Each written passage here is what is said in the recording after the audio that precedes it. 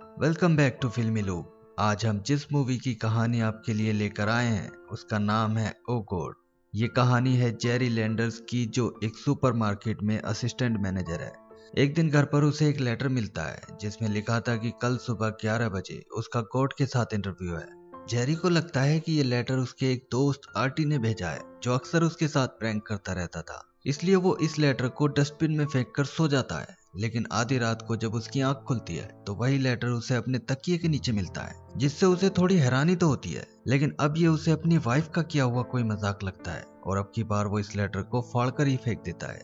अगले दिन वो काम पर जाकर सुपरमार्केट में रखी एक सब्जी का गला हुआ पत्ता हटाने लगता है, तो पत्ते के नीचे भी उसे बिल्कुल वैसा ही लेटर मिलता है। इसलिए अब वो काम छोड़कर लेटर में दिए हुए एड्रेस के मुताबिक एक होटल पहुंचकर लिफ्ट से इसके 27वें फ्लोर पर पहुंच जाता है, जहां सिर्फ एक ही कमरा होता है। जेरी कमरे का दरवाजा खोलकर अंदर जाता है तो वहां एक सफेद कुर्सी और उसके बगल में रखे एक इंटरकॉम डिवाइस के अलावा कुछ नहीं होता। ये देखकर वो वापस जाने लगता है कि तभी पीछे से कोई उसे रुकने के लिए कहता है। जेरी पूछता है कि कौन है, तो आवाज आती है कि लेटर में लिखा तो था कि उसका कोर्ट के साथ इंटरव्यू है। ये सुनकर जेरी मुस्कुराने लगता है और अपने दोस्त का नाम लेते हुए कहता है कि बहुत मजाक हो गया आर्टी, अब बस करो। आवाज आती है कि ये कोई मजाक नहीं है, वो गॉड ही है। अब जेरी चिढ़ जाता है और गुस्से में वहां से जाने लगता है। तभी फिर से आवाज आती है कि वो कहाँ जा रहा है और उसे मालूम भी है कि इस वक्त वो कहाँ है। जेरी उस होटल का नाम लेते हुए कहता है कि वो इसके 27वें फ्लोर पर है। आवाज आती है कि इस बिल्डिंग में 27वां फ्लोर है ही नहीं। यकीन ना हो तो वो नीचे जाकर पता कर सकता है। जेरी लिफ्ट से नीचे जाकर एक होटल एम्प्लॉय से कहता है कि उसे 27वें फ्लोर पर जाना है। इस पर वो एम्प्लॉय हंसते हुए कहता है कि इस बिल्डिंग में सिर्फ 17 फ्लोर हैं। ये सुनकर जेरी होटल से बाहर जाने लगता है, लेकिन फिर कुछ सोचकर वो एक बार फिर से लिफ्ट में जाता है और इसके टॉप फ्लोर यानी 17वें फ्लोर का ही बटन दबा देता है। लेकिन जब लिफ्ट रुकती है तो वो हैरान रह जाता है, क्योंकि सामने 17वां नहीं बल्कि 27वां फ्लोर लिखा था। अब वो 5वें फ्लोर का बटन दबाता है, लेकिन फिर से सामने 27वां फ्लोर ही होता है। जेरी को डर के मारे अब पसीना आने लगता है और वो यहाँ से भागने के लिए ग्राउंड फ्लोर का बटन दबा देता है।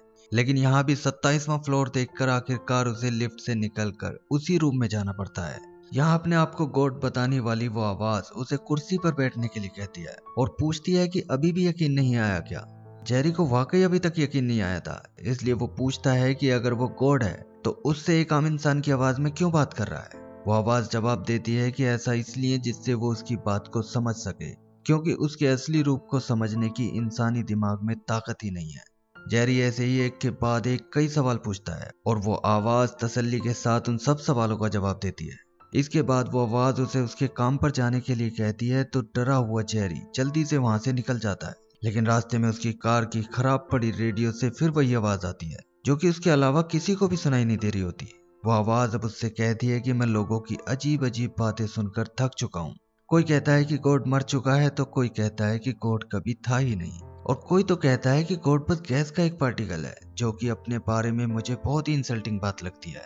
लेकिन अब तुम्हें लोगों को मेरा यह मैसेज देना होगा कि गॉड वाकई में है और दुनिया की इस हालत को देखकर वो बहुत दुखी है। तुम्हें लोगों से कहना होगा कि गॉड ने उनके लिए इतनी बड़ी और खूबसूरत दुनिया बना कर दी है और इसमें उनकी जरूरत की हर चीज भी दे रखी है, मगर जिस तरह इंसान इसे चला रहे हैं उससे जल्द ये विनाश की तरफ चली जाएगी। लेकिन इंसान अगर चाहे तो इस विनाश को रोक सकते हैं, मगर ये उन्हें खुद ही करना होगा, क्योंकि गॉड उनके लिए ये सब करने नहीं आएगा। जेरी को इस बात पर बिल्कुल भी यकीन नहीं आता, क्योंकि एक तो वो वैसे ही कोई खास रिलीजियस इंसान नहीं था, और दूसरा ये कि अगर गॉड वाकई में है तो ऐसा कैसे हो सकता है कि वो लोगों की मदद नहीं करता। इसलिए वो कहता है कि वो ये मैसेज किसी को नहीं दे सकता, वरना हो सकता है कि उसे जेल में डाल दिया जाए। क्यों ना वो अपना ये मैसेज किसी टेप रिकॉर्डर में रिकॉर्ड करके दे दे। इस पर वो आवाज कहती है कि उसे किसी भी डिवाइस में रिकॉर्ड नहीं किया जा सकता, और वैसे भी ये उसकी असली आवाज नहीं है। इंसानों की तरह वो इसलिए बात कर रहा है जिससे वो उसकी बात को समझ सके। ये कहकर वो आवाज बात खत्म कर देती है, जिसके बाद जेरी घर जाकर अपनी वाइफ को ये सब बताता है। लेकिन ये सब सुनकर उसकी वाइफ डर जाती है, क्योंकि उसे लगता है कि ज्यादा काम के लोड से जेरी ने अपना मेंटल बैलेंस खो दिया है। इसलिए वो उसके लिए अच्छा खाना बनाती है और उससे कुछ दिन की छुट्टियां बिताने के लिए किसी अच्छी जगह चलने के लिए कहने लगती है। अब अगले दिन जेरी की वाइफ बच्चों को स्कूल छोड़ने चली जाती है और जेरी बाथरूम में नहाने लगता है कि तभी उसे फिर से वही आवाज सुनाई देती है, जो इस बार कहती है कि वो उससे पर्सनली मिलने आया है। जेरी जल्दी से गॉड को देखने के लिए बाथरूम से बाहर आता है, लेकिन यहाँ तो कुछ और ही नजारा होता है। एक कमजोर से दिखने वाले बूढ़े अंकल जी उसकी ओर मुस्कुरा रहे होते हैं, जिन्होंने नॉर्मल कपड़े और नजर का चश्मा भी लगा रखा था। अंकल जेरी की हैरानी दूर करते हुए कहते हैं कि मैं उसी लुक में आया हूँ जिसे तुम आसानी से समझ सको, वरना तो मैं किसी भी रूप में आ सकता था, यहाँ तक कि मैं एक फीमेल के रूप में भी आ सकता हूँ। जेरी को अब उस अंकल के गॉड होने पर थोड़ा सा यकीन होने लगता है, क्योंकि वो ज्यादा रिलीजियस ना होकर एक लॉजिकल इंसान था और अंकल की सारी बातें उसे पूरी तरह लॉजिकल लग रही थी। लेकिन गॉड को ठीक अपने सामने देखकर वो डर के मारे कांपने लगता है। अंकल उसका डर दूर करने के लिए उसे शेविंग करने के लिए कहते हैं और कहते हैं कि उसके मन में जो भी सवाल उठ रहे हैं वो पूछ सकता है। जेरी कुछ नॉर्मल होते हुए पूछता है कि इतने सारे रिलीजियस लोगों को छोड़कर मुझे ही क्यों चुना, मैं तो गॉड में ज्यादा विश्वास भी नहीं करता। अंकल जवाब देते हैं कि तुम्हें क्या लगता है, तुम दूसरों से ज्यादा स्पेशल हो? नहीं, तुम्हें बस इसलिए चुना गया है क्योंकि तुम सही वक्त पर सही जगह मौजूद थे। जेरी अब अगला सवाल पूछता है कि युद्ध के चलते दुनिया के कई हिस्सों में लाखों बेगुनाह मारे जा रहे हैं, लोग गॉड से इतनी दुआ करते हैं, इतनी मदद मांगते हैं, तो तुम अगर गॉड हो तो उनकी मदद के लिए कोई चमत्कार क्यों नहीं करते और ये सब खून खराबा रोक क्यों नहीं देते? अंकल जवाब देते हैं कि मैं चमत्कार कर तो सकता हूँ और कई बार मैंने किए भी हैं, लेकिन चमत्कार से दुनिया का नेचुरल बैलेंस गड़बड़ा जाता है, इसलिए मैं ऐसा नहीं करना चाहता।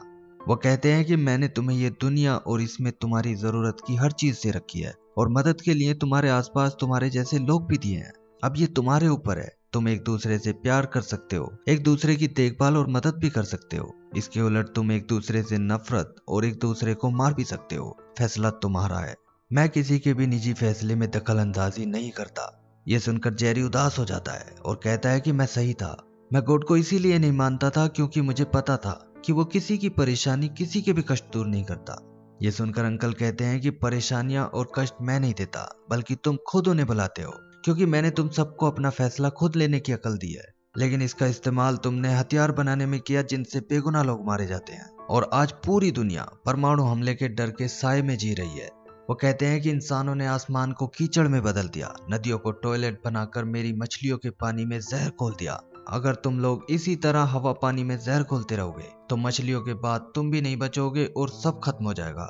इसके बाद वो जेरी से कहते हैं कि अब ये जिम्मेदारी तुम्हारी है कि तुम लोगों तक मेरा ये मैसेज पहुंचाओगे कि मैं दुनिया की इस हालत को देखकर कैसा महसूस करता हूँ, और जो भी मैंने तुमसे कहा है वो सब बातें तुम दुनिया को बताओगे। जेरी अंकल की सारी बातें ध्यान से सुनता रहता है और अब वो एक फेमस न्यूज एजेंसी के एक एडिटर से मिलता है जो सिर्फ रिलीजियस न्यूज कवर करता था।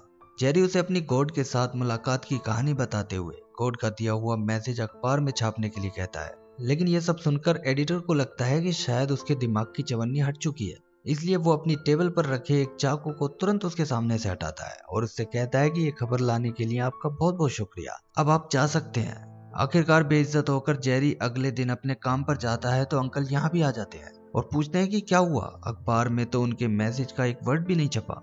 जेरी गुस्से में कहता है कि अब मैं तुम्हारा ये काम नहीं कर सकता, क्योंकि वो एडिटर मुझे पागल खाने से भागा हुआ कोई मरीज समझकर बात कर रहा था और मुझे खुद भी ऐसा ही लग रहा था। उसे अंकल के गॉड होने पर फिर से शक होने लगता है, इसलिए जब दो लेडी कस्टमर उनकी ओर आने लगती हैं तो अपना शक दूर करने के लिए वो उन्हें अंकल से मिलवाने लगता है। लेकिन जब वो पीछे मुड़कर देखता है तो वहाँ अंकल की जगह एक दूसरी लेडी कस्टमर होती है। उन कस्टमर्स के आगे चले जाने के बाद वो फिर से मुड़कर देखता है तो वहाँ अंकल फिर से दिखने लगते हैं, जो कहते हैं कि ये बहुत बिजी जगह है, इसलिए रास्ते में कार में बैठकर बातें करते हैं।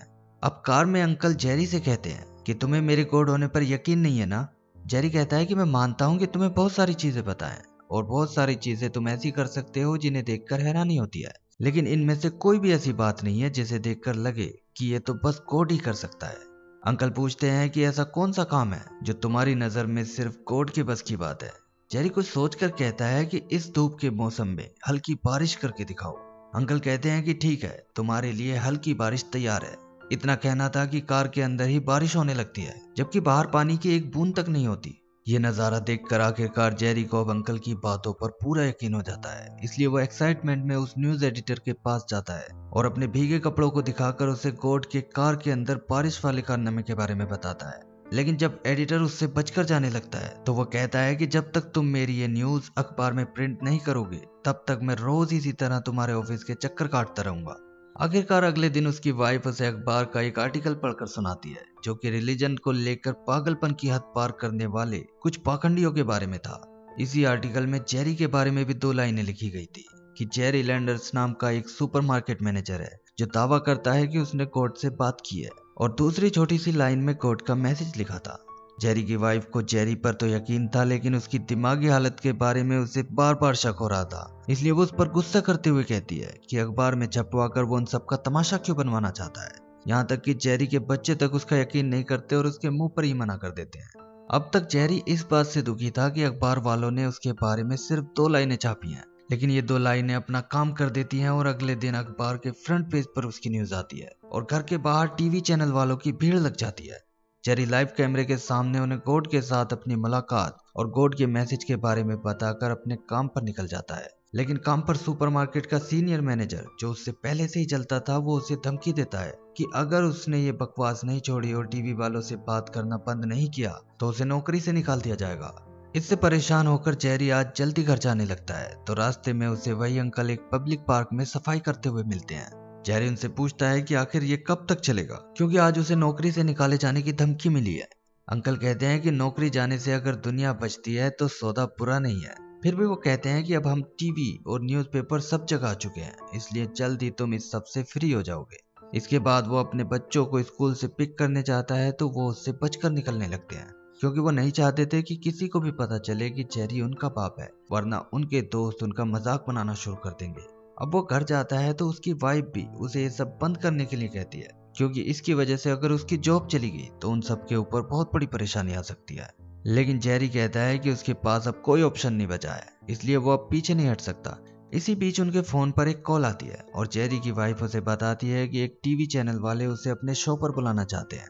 ये एक बहुत बड़ा और पॉपुलर शो था, इसलिए जेरी को ये एक अच्छा मौका लगता है लोगों तक अपनी बात पहुंचाने का। मगर जैसा कि एक कॉमेडी शो था जिसका काम था लोगों को हंसाना, इसलिए वहां गॉड के मैसेज पर ज्यादा फोकस न देकर जेरी से कुछ ऐसे अटपटे सवाल पूछे जाते हैं जिन पर ऑडियंस बहुत हंसती है। आखिर में एक स्केच आर्टिस्ट को बुलाकर जेरी के मुताबिक गॉड का स्केच बनवाया जाता है, जिसमें नजर का चश्मा लगाए एक बूढ़े कमजोर आदमी को दिखाकर जेरी का खूब मजाक बनाया जाता है। इसलिए एक हफ्ते बाद जब ये प्रोग्राम टीवी पर आता है तो जेरी की वाइफ और उसके बच्चों को समझ में नहीं आता कि वो उन्हें कहीं मुंह दिखाने लायक छोड़ेगा या नहीं। इसके बाद शाम को जब उसकी गाड़ी खराब हो जाती है और काम से घर जाने के लिए वो टैक्सी के इंतजार में खड़ा होता है, तो वही अंकल टैक्सी लेकर आते हैं और जेरी को अंदर बिठाकर कहते हैं कि तुम्हें इस तरह मेरा स्केच बनवाने की क्या जरूरत थी, ऐसे तो तुमने लोगों की नजर में मुझे पुलिस से भागा हुआ कोई मुजरिम बना दिया। अब वो उसे उसके घर के सामने छोड़ते हैं तो वहाँ लोगों की भीड़ लगी होती है। जेरी के कार से उतरते ही अंकल तो कार समेत वहां से गायब हो जाते हैं, मगर उस भीड़ के बीच से निकलकर उसका अपने घर के अंदर जाना मुश्किल हो जाता है, क्योंकि उनमें से कुछ चाहते थे कि जेरी गॉड से उनके लिए दुआ करे, तो कुछ चाहते थे कि वो उनके चर्च से जुड़ जाए, और कुछ तो जेरी की इस पब्लिसिटी का फायदा उठाकर उसके साथ मिलकर पाखंड का बिजनेस शुरू करना चाहते थे। आखिरकार पुलिस की मदद से जेरी घर के अंदर जाता है तो उसकी वाइफ गुस्से में उसके ऊपर आग बबूला हो जाती है और कहती है कि हालात इतने खराब हो गए हैं कि उनके बच्चों को पुलिस अपने साथ स्कूल छोड़कर आई है। वो बताती है कि सुबह जब वो कूड़ा फेंकने डस्टबिन के पास गई तो कुछ लोग उससे आशीर्वाद मांगने लगे, यहाँ तक कि एक तो उस डस्टबिन के आगे हाथ जोड़कर उस कूड़े से ही आशीर्वाद मांगने लगा। वो कहती है कि उसे फोन का रिसीवर हटाकर अलग रखना पड़ गया, क्योंकि लोग फोन पर गॉड से बात करना चाहते हैं। इसके अलावा इतने लेटर आए हैं कि लेटर बॉक्स कई बार खाली करना पड़ गया। जेरी उनमें से पहला ही लेटर देखता है तो ये एक फेमस यूनिवर्सिटी के थियोलॉजी डिपार्टमेंट यानी धर्मशास्त्र विभाग से था, जो उसके इस दावे की जांच करना चाहते हैं कि वो गॉड से बात करता है। जेरी उस पैनल के सामने जाता है जिसमें दुनिया के ज्यादातर रिलीजन के रिप्रेजेंटेटिव मौजूद होते हैं। उनमें से एक रेवरेंड विलियम नाम का एक रिलीजियस प्रीचर भी होता है, जिसका दावा था कि बहुत साल पहले गॉड ने उसे अपना मैसेज दिया था, जिसे वो आज भी लोगों तक पहुंचाने में लगा है। वो कहता है कि जेरी में ऐसी कोई काबिलियत नहीं है कि गॉड उससे आकर बात करे, वो भी बिल्कुल उसके सामने एक इंसान के रूप में आकर। जबकि जेरी अपने दावे पर पूरी तरह कायम था। वो कहता है कि जब गॉड हम इंसानों को बना सकता है तो फिर वो इंसान के ही रूप में हमारे बीच क्यों नहीं आ सकता।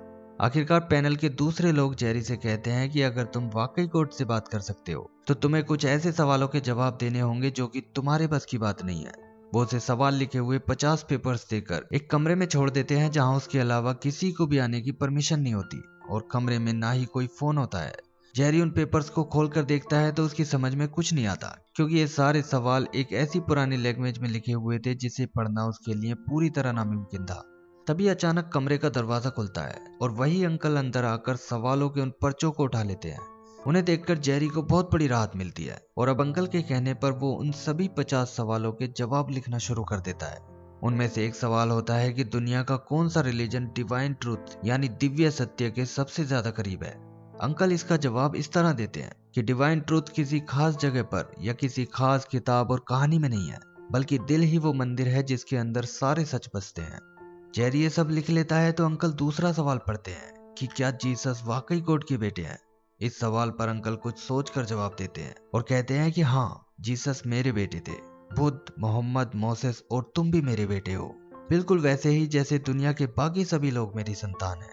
इसी तरह अंकल एक एक कर उन सभी सवालों के जवाब देते जाते हैं। जेरी इन जवाबों को लिखता जाता है और अंकल अब आखिरी सवाल पढ़ते हैं, जो होता है कि गॉड के इस वक्त दुनिया में आने का क्या खास मकसद है।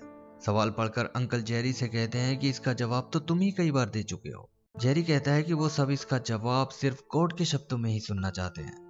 आखिरकार अंकल जवाब देते हैं कि मैं सभी से ये कहने आया हूँ कि जो कुछ भी तुम देख सकते हो, सुन सकते हो, सूंघ सकते हो और महसूस कर सकते हो, ये सब मेरी बनाई हुई सबसे बेहतरीन चीजें हैं जिन्हें पाकर तुम्हें खुश होना चाहिए। इसलिए मैं चाहता हूँ कि इन्हें बर्बाद होने से बचाने की तुम सब पूरी कोशिश करो। जेरी अब अंकल से पूछता है कि क्या वो इन पेपर्स को पैनल के सामने ले जाए। अंकल कहते हैं कि पैनल को छोड़ो, इन्हें तुम सिर्फ उस बड़बोले रेवरेंड विलियम को ले जाकर दे देना जो मेरा नाम लेकर लोगों से पैसे ऐंठने में लगा है। उससे कहना कि वो एक झूठा पाखंडी है और मैं चाहता हूँ कि अब वो ये सब बंद कर दे। जेरी ऐसा ही करता है और रेवरेंड विलियम के प्रोग्राम में पहुंच जाता है, जो एक पावरफुल रिलीजियस स्पीच देने के बाद लोगों की जेब से पैसे निकलवाने में लगा हुआ था और कह रहा था कि इससे उसकी ऑर्गेनाइजेशन दुनिया के आखिरी इंसान तक गॉड का असली मैसेज पहुंचा सकेगी। जेरी को अपने पास आता देखकर वो उसका मजाक बनाने की कोशिश करते हुए लोगों को इसका इंट्रोडक्शन देता है और माइक उसके हाथ में देकर कहता है कि सबके सामने कहो कि तुमने गॉड को देखा है। जेरी उसे वो सवाल जवाब वाले पेपर्स देते हुए माइक पर ही कहता है कि वो एक पाखंडी है और गॉड उससे बहुत नाराज है। वो कहता है कि गॉड ने कहा है कि अगर उसे अमीर बनना है तो कोई बात नहीं, लेकिन ये ढोंग करना बंद करे कि वो गॉड का मैसेज लोगों तक पहुंचा रहा है। इतना सुनते ही रेवरेंड जेरी के हाथ से माइक छीनने लगता है और उसकी सिक्योरिटी वाले जेरी को वहां से उठाकर ले जाते हैं।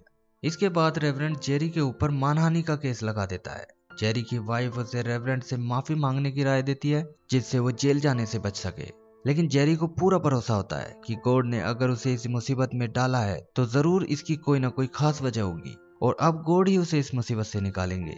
अब कोर्ट में रेवरेंड का वकील जेरी से सवाल पूछता है कि आखिरी बार गॉड उससे किस तरह मिलने आए थे। जेरी याद करके कहता है कि आखिरी बार वो उससे एक टैक्सी ड्राइवर के रूप में मिले थे, जिसे सुनते ही सब लोग हंसने लगते हैं। अब चूंकि गॉड पर भरोसा करके जेरी ने अपने लिए कोई वकील नहीं किया था, इसलिए वो अपने केस की पैरवी खुद ही करता है, लेकिन उसे केस लड़ना नहीं आता था, इसलिए उसकी नादानी भरी हरकतों से जज भी उसके ऊपर गुस्सा करने लगता है और उसके खिलाफ फैसला सुनाने की धमकी देने लगता है। इससे जेरी और उसकी वाइफ के चेहरे पर टेंशन दिखने लगती है कि तभी दरवाजा खोले बिना ही वो अंकल कोर्ट रूम के अंदर आ जाते हैं। उन्हें देखकर जेरी की जान में जान आती है और वो एक्साइटमेंट में चिल्लाता है कि यही है वो। फिर भी जज अंकल को इस तरह कोर्ट की कार्रवाई के बीच में आते हुए देखकर पूछता है कि वो कौन है। अंकल कहते हैं कि मैं वो हूँ जिसकी कसम खाकर तुम रोजाना यहाँ काम करते हो। ये कहकर वो गवाह वाले कटघरे में चले जाते हैं, जहाँ उनसे कसम खाने को कहा जाता है तो वो गॉड मेरी मदद करे की बजाय कहते हैं कि मैं मेरी मदद करूं। इस पर जज कहता है कि मैं मेरी मदद करूं, ये क्या बात हुई। अंकल कहते हैं कि चाहे इस कोर्ट को ये बात पसंद आए या ना आए, लेकिन योर ऑनर मैं गॉड ही हूं। अंकल की ये बात सुनकर रेवरेंड और उसका वकील हंसने लगते हैं और वकील अपने आप को गॉड बताने वाले इन अंकल से कुछ सवाल पूछने की इजाजत मांगता है, लेकिन अंकल उस वकील के बचपन का नाम लेकर उसे डांटते हुए नीचे बैठने के लिए कहते हैं तो वो सहम कर चुपचाप नीचे बैठ जाता है। अब अंकल कहना शुरू करते हैं कि हाँ, जेरी ने मुझे देखा है, उसका हर एक दावा बिल्कुल सच है। फिर वो कहते हैं कि जो लोग फिल्मों में किसी आत्मा के किसी इंसान की बॉडी में जाने पर एकदम यकीन कर लेते हैं, उन्हीं लोगों को गॉड के इंसान से इंसान के रूप में मिलने पर यकीन करने में इतनी प्रॉब्लम क्यों है। साथ ही वो कहते हैं कि वो हर एक इंसान के पास नहीं जाते, बल्कि उनमें से किसी एक इंसान को चुनकर उसके जरिए अपना मैसेज सब तक पहुंचाते हैं।